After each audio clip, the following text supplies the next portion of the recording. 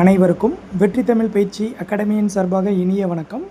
இந்த காணொலியில் நம்ம 10ஆம் வகுப்பு இலக்கணத்தில் இருக்கக்கூடிய புறப்பொருள் இலக்கணம் அப்படின்ற டாப்பிக்கை பற்றி தான் பார்க்க போகிறோங்க. மிக மிக முக்கியமான ஒரு வினா. இதிலிருந்து கண்டிப்பாக எப்போவுமே கேள்விகள் கேட்டுக்கிட்டே இருப்பாங்க. ஸோ இந்த வீடியோவை கடைசி வரைக்கும் ஸ்கிப் பண்ணாமல் பாருங்கள். உங்களுடைய நண்பர்களுக்கும் ஷேர் பண்ணுங்கள். மறக்காமல் நம்ம வீடியோவுக்கு ஒரு லைக் பண்ணுங்கள். முதல் முறையாக நம்ம சேனலுக்கு வர்றவங்க மறக்காமல் நம்ம சேனலை சப்ஸ்கிரைப் பண்ணி வச்சுக்கோங்க. அப்போ தான் நான் போடக்கூடிய வீடியோக்கள் எல்லாமே உங்களுக்கு கிடைக்கும். புறப்பொருள் இலக்கணம். பொதுவாக புறப்பொருள் இலக்கணத்தில் பொருள் இலக்கணம் எத்தனை வகைப்படும் அப்படின்னா, பொருள் இலக்கணம் 2 வகைப்படுங்க. ஒன்று அகப்பொருள் இலக்கணம், இன்னொன்று பார்த்தீங்க அப்படின்னா புறப்பொருள் இலக்கணம் அப்படின்னு சொல்லுவோம். புறப்பொருள் இலக்கணம்னா என்னது? அதாவது புற ஒழுக்கங்கள் பற்றி கூறக்கூடிய இலக்கணம் தான் பொருள் இலக்கணம் அப்படின்னு சொல்கிறோம். அந்த புறப்பொருளில் என்னென்னலாம் சார் இருக்குது? புற ஒழுக்கம்னா எதெல்லாம் பற்றி சொல்லுது அப்படின்னா, அறம், பொருள், வீடு, கல்வி, வீரம், கொடை, ஒரு மன்னனுடைய புகழ், ஒரு மன்னனுடைய கொடை, அவனுடைய வீரம் என்ன, அவனுடைய கல்வி என்ன, அவனுடைய அறம் என்ன, அவனுடைய பொருள் என்ன, வீடு, இதை பற்றி குறிக்கக்கூடிய எல்லா பாடல்களும் இலக்கிய பாடல்கள் இருக்கும் பார்த்தீங்களா, அதை தான் நம்ம புறப்பாடல்கள் அப்படின்னு சொல்கிறோம். நல்லா கவனிச்சுக்கணும். அப்போ பொருள் இலக்கணம் 2 வகைப்படும். ஒன்று அகப்பொருள் இலக்கணம், இன்னொன்று பார்த்தீங்க அப்படின்னா புறப்பொருள் இலக்கணம். அந்த புறப்பொருள் இலக்கணம் அப்படின்றது புற ஒழுக்கங்கள் பற்றி கூறக்கூடிய இலக்கிய பாடல்களை கொண்டது தான் புறப்பொருள் இலக்கணம். சரிங்களா? ஸோ அப்போ ஒரு மன்னனுடைய வீரமாக இருக்கட்டும், புகழாக இருக்கட்டும், அதுக்கப்புறம் அவனை சார்ந்த வீடு, அதுக்கப்புறம் கல்வி, அறம், பொருள், இது எல்லாத்தையும் பற்றி சொல்கிறத தான் நம்ம புறப்பாடல்கள் அப்படின்னு சொல்கிறோம். பொதுவாக புறத்திணை எத்தனை வகைப்படும்னு கேட்பாங்க. மிக மிக முக்கியமான கேள்விங்க. ஸோ புறத்திணை நல்லா கவனிச்சுக்கோங்க. புறத்திணை 12 வகைப்படும். சரிங்களா? அந்த 12 அப்படியே 2 படிச்சுக்கோங்க. ரொம்ப ஈஸி. இந்த வரிசையை மாற்றிடாதீங்க. இதை அப்படியே வரிசையாக ஞாபகம் வச்சுக்கோங்க. வெச்சி கரந்தை, வஞ்சி காஞ்சி, நொச்சி உமிஞை, தும்பை வாகை, பாடான் பொதுவியல், கைக்கீழை பெருந்திணை. சரிங்களா? ஸோ மொத்தம் எத்தனைங்க இருக்குது புறத்திணையில்? மொத்தம் 12 இருக்குது. சரிங்களா? ஸோ 12 வகைப்படும் புறத்திணை. இப்போ பாருங்கள், அப்படியே ஒவ்வொன்றா பார்க்க போகிறோம். நான் முன்னாடியே சொன்னேன், 2 நீங்கள் ஞாபகம் வச்சுக்கிறணும். ஏன்னா இப்போ நான் ஏன் 2 ஞாபகம் வச்சுக்க சொன்னேன்றது உங்களுக்கு நல்லா புரியும். பாருங்களேன். ஃபஸ்ட் எடுத்தோடனே பாருங்கள், வெச்சி திணை. சரியாங்க? ரொம்ப சிம்பிளாக சொல்லணும் அப்படின்னா இவ்வளோதாங்க. ஆணிலை கவர்தலுக்கு செல்லும் வீரர்கள் வெச்சி திணை. அவ்வளோதான்.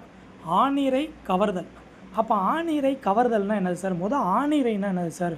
பசுக்களுடைய கூட்டம். அந்த பசு கூட்டத்தை தான் நம்ம ஆணிரைன்னு சொல்கிறோம். அப்போ வெச்சி திணைனா என்னது சார்? பகை நாட்டின் மீது, இப்போ நீங்கள் இருக்கீங்க, நீங்கள் பகை நாட்டின் மீது போர் தொடுக்க போகிறீங்க. அப்போ போர் தொடுக்க போகிறதுக்கு முன்னாடி என்ன பண்ணுவீங்க? அந்த நாட்டில் இருக்கக்கூடிய ஆணிரைகளை கவர்ந்துட்டு வருவீங்க. புரியுதுங்களா? அங்கே இருக்கக்கூடிய பசு கூட்டங்களை என்ன பண்ணுவீங்க? ஃபஸ்ட்டு போய் கவர்ந்துட்டு வருவீங்க. அதுதான் வெச்சி திணை. சரிங்களா? ஸோ அப்போ அது என்னதுங்க? வெச்சி பூவை சூடிக்கொண்டு செல்வர் அப்படின்னு சொல்லுவாங்க. இதில் நீங்கள் நல்லா தெரிஞ்சுக்கிறணும். வெச்சி பூ சிவப்பு நிறமுடையது. நல்லா ஞாபகம் வச்சுக்கோங்க.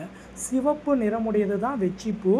இதை இட்லி பூ அப்படின்னு சொல்லுவாங்க. அப்போ நீங்கள் ஞாபகம் வச்சுக்கிறணும். பகைவர் நாட்டுக்கு நம்ம ஆணிரையை கவர போகிறோம் அப்படின்னா நல்லா இட்லியை சாப்பிட்டு போயிடணும் அப்படின்னு ஞாபகம் வச்சுக்கோங்க. சரிங்களா? ஸோ அப்போ சிவந்த நிறமுடைய வெச்சிப்பூ எப்படி அழைக்கப்படும்னு கேட்பாங்க. சில வினாத்தாளில் வெச்சிப்பூ என்ன நிறம்னு கேட்டிருக்காங்க. இதெல்லாம் இப்படிலாம் கேட்பாங்களான்னு நீங்கள் யோசிக்கிற அளவுக்குலாம் கேள்விகள் வச்சுருக்கிறாங்க. மிக முக்கியமான பகுதி இந்த பாடம். சரிங்களா? ஸோ அப்போ வெச்சி திணைனா ஆணிரை கவர்தல். அப்போ வேறொரு நாட்டில் இருக்கக்கூடிய அந்த பகைவருடைய நாட்டை நான் கைப்பற்ற போகிறதுக்கு முன்னாடி அங்கே இருக்கக்கூடிய பசு கூட்டங்களை நான் என்ன பண்ணுவேன்? கவர்ந்துட்டு வருவேன். இதுதான் வெச்சி திணை. அடுத்து அப்படியே வரிசையாக ஞாபகம் வச்சுக்கோங்க. கரந்தை திணை. கரந்தை திணைனா ஒன்றுமே இல்லை. அப்போ இதில் என்ன பொருள்னு தெரியுமாங்க?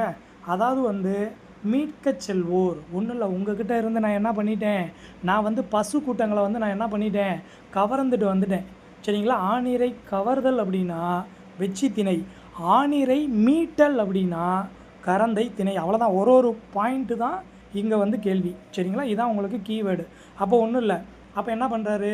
வெச்சி வீரர்கள் இருக்காங்களங்க, அவங்க கவர்ந்து போன தன்னுடைய நாட்டு பசு கூட்டங்களை மறுபடியும் மீட்க செல்வோர். அப்போ ஆணிரைகளை மீட்க செல்வோர் வந்து என்ன பண்ணுவாங்க, கரந்தை பூவை சூடி கொண்டு செல்வார்கள்.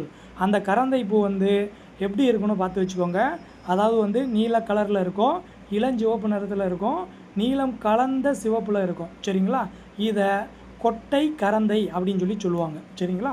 ஸோ கரந்தை பூவை வந்து எப்படின்னு சொல்லுவாங்க, கொட்டை கரந்தை அப்படின்னு சொல்லி சொல்லுவாங்க. அப்போ நீங்கள் சிம்பிளாக ஞாபகம் வச்சுக்கோங்க.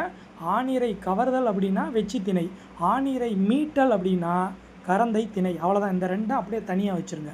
அடுத்த ரெண்டை பாருங்கள். அடுத்த ரெண்டு என்னதுங்க, வஞ்சி திணை.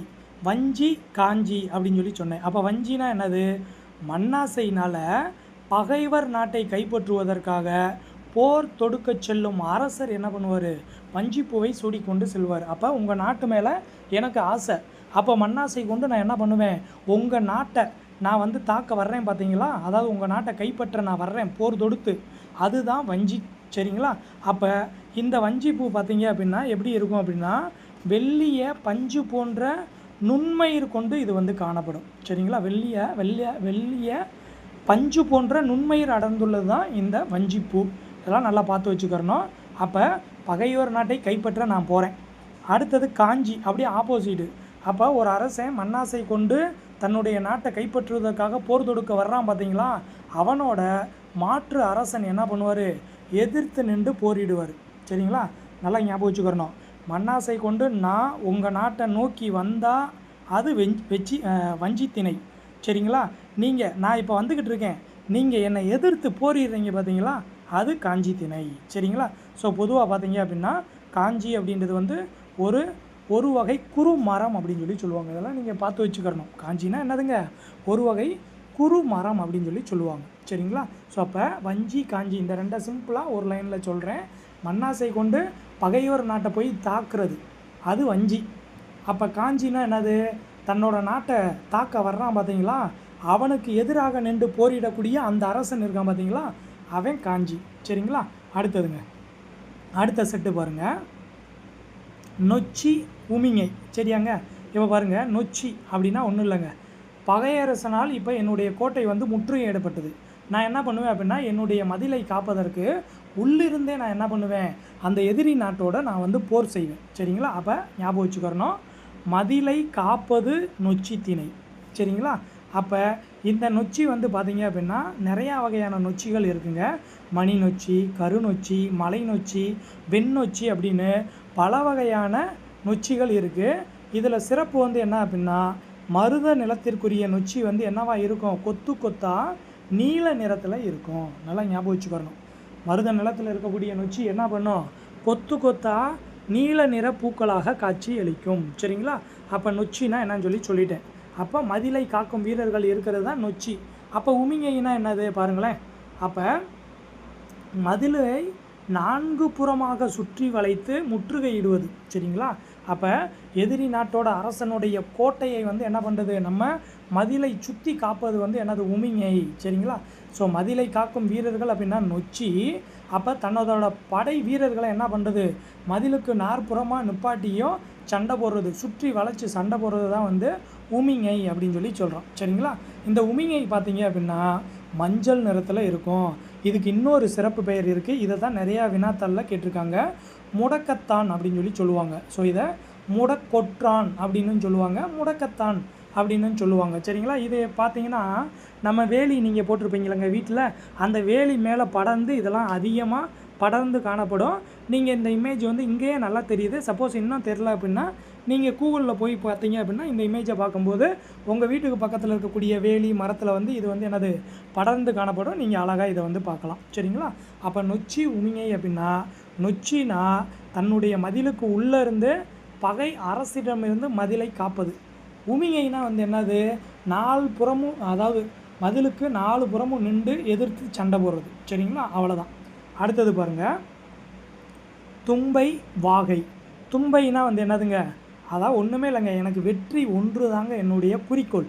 அப்போ வெற்றி ஒன்று தான் குறிக்கோள்னு எனக்கு இருக்கிற மாதிரி என்னுடைய எதிரி நாட்டு அரசனுக்கும் இருக்கும்லங்க. அப்போ நாங்கள் 2 பேரும் வெற்றி ஒன்றை அடிப்படையாக கொண்டு நாங்கள் போரிடுறோம் பார்த்தீங்களா, அதுதான் தும்பை திணை. சரிங்களா?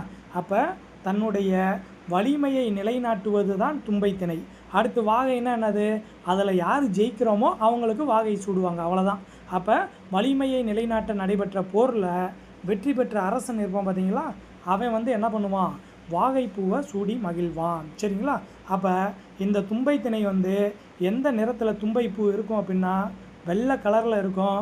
வாகை திணை வந்து எப்படி இருக்கும் அப்படின்னா மங்கிய வெண்ணிறத்தில் கொத்தாக காட்சியளிக்கும். சரிங்களா. மங்கிய வெண்ணிறத்தில் என்ன பண்ணோம், கொத்தாக தான் இது வந்து காட்சியளிக்கும். அப்போ தும்பைனா வந்து என்னது, வெற்றி ஒன்றை நாங்கள் குறிக்கோளாக கொண்டு நாங்கள் சண்டை போடுறது. வாகைனா என்னது, நாங்கள் சண்டை போட்ட 2 பேரில் எவன் ஜெயிக்கிறானோ அவனுக்கு வாகைப்பூ. சரிங்களா. அடுத்தது பாருங்கள், பாடான் திணை. பாடான் திணை அப்படின்னா அதை பிரித்தெழுதுக பாருங்களேன். பாடு ஆண் திணை. அப்போ வந்து என்னதுங்க, ரொம்ப சிம்பிளுங்க, அதிலே உங்களுக்கு மீனிங் இருக்குது பாருங்கள். பாடு ஆண் திணை. அப்போ ஒரு அரசனுடைய கல்வியை பற்றி, வீரத்தை பற்றி, செல்வத்தை பற்றி, புகழை பற்றி, கருணையை பற்றி புகழ்ந்து நீங்கள் பாடுறீங்க பார்த்தீங்களா, அதுதான் பாடான் திணை. சரிங்களா. அடுத்தது பொதுவியல் திணை. பொதுவியல்னால் பொதுவானது. அப்போ நீங்கள் வெற்றியிலிருந்து பாடான் திணை வரைக்கும் சொன்ன கருத்துக்கள், அதில் சொல்லாத கருத்துக்கள் எல்லாமே இடம்பெறுறது பொதுவியல் திணை. அப்போ பொதுவானது. அப்போ நம்ம சொன்னதும் இருக்கும், நம்ம சொல்லாததும் இருக்கும், அதுதான் பொதுவியல் திணை. சரிங்களா. அடுத்தது இந்த 2ஐயும் ஒன்றா ஞாபகம் வச்சுக்கோங்க. கை கிளை அப்படின்னா ஒரு தலை காமம். சரிங்களா. இதில் ஆண்பால் கூற்று பெண்பால் கூற்றுன்னு 2 வகை இருக்குது. அதே மாதிரி தான் பெருந்திணை. நீங்கள் பெருந்திணை பார்த்துக்கிறணும். பெருந்திணை அப்படின்னா பொருந்தா காமம் அப்படின்னு சொல்லி சொல்கிறோம். இதுலேயும் ஆண்பால் கூற்று பெண்பால் கூற்றுன்னு 2 வகை இருக்குது. சரியாங்க. அப்போ ரொம்ப சிம்பிளாக நான் வந்து என்ன பண்ணிடுறேன் உங்களுக்கு சொல்கிறேன் பாருங்கள். வெச்சி அப்படின்னா ஆணிரை என்ன பண்ணுறது, கவர்றது. கரந்தை அப்படின்னா ஆணிரையை மீட்டல், அவ்வளோதான், முடிஞ்சு போச்சு. அடுத்தது வஞ்சி. வஞ்சி அப்படின்னா மண்ணாசை கருதி பகைவர் நாட்டை கைப்பற்றுவதற்காக போர் தொடுக்க செல்வது. அப்படி போர் தொடுக்க வரக்கூடிய அரசனை எதிர்த்து போரிடுறது வந்து கரந்தை திணை, சரி காஞ்சி திணை. சரியாங்க. அடுத்ததுங்க நொச்சி உமிங்கை பாருங்கள். நொச்சி அப்படின்னா வந்து என்னதுங்க, அதாவது வந்து மதிலுக்கு உள்ளே இருந்து தன்னுடைய கோட்டையை காப்பது. உமிங்கை அப்படின்னா மதிலுக்கு வெளியில் நின்று அதை காக்கிறது. சரிங்களா. அடுத்ததுங்க தும்பை. தும்பை அப்படின்னா வெற்றி ஒன்றை அடிப்படையாக கொண்டு நாங்கள் 2 பேரும் போரிடுவது. அடுத்தது வாகை அப்படின்னா எங்கள் 2 பேரில் யார் ஜெயிக்கிறோமோ அவனுக்கு சூட்டுறது. அடுத்தது பாடான் திணை அப்படின்னா அரசனுடைய கல்வி, அறிவு, வீரம், புகழ், கொடை, கருணை இதை பற்றி பாடுவது. பாடு ஆண் திணை. அடுத்தது பொதுவியல் திணை அப்படின்னா இது வரைக்கும் நம்ம சொன்ன கருத்துக்கள், சொல்லாத கருத்துக்கள் எல்லாமே சேர்ந்தது தான் பொதுவியல் திணை. அடுத்தது ஒருதலை காமம் அப்படின்னா கைக்கிளை, பொருந்தா காமம் அப்படின்னா பெருந்திணை. சரிங்களா. ஸோ மிக முக்கியமான பகுதிங்க. எக்ஸாம் பாயிண்ட் ஆஃப் வியூவில் இது அடிக்கடி கேட்டுக்கிட்டே இருக்காங்க. நல்லா பார்த்து வச்சுக்கோங்க. கண்டிப்பாக உங்களுடைய வெற்றிக்கு என்றும் வெற்றி தமிழ் பயிற்சி அகாடமி உறுதுணையாக இருக்கும். கண்டிப்பாக உங்களுடைய நண்பர்களுக்கும் இந்த வீடியோவை ஷேர் பண்ணுங்கள். முதல் முறையாக நம்ம வீடியோவை பார்க்குறவங்க மறக்காமல் நம்ம சேனலை சப்ஸ்கிரைப் பண்ணி வச்சுக்கோங்க. நம்ம வீடியோவுக்கு லைக் பண்ணுங்கள். உங்களுடைய கருத்துக்களை கமெண்ட் பண்ணுங்கள். அனைவருக்கும் மிக்க நன்றி.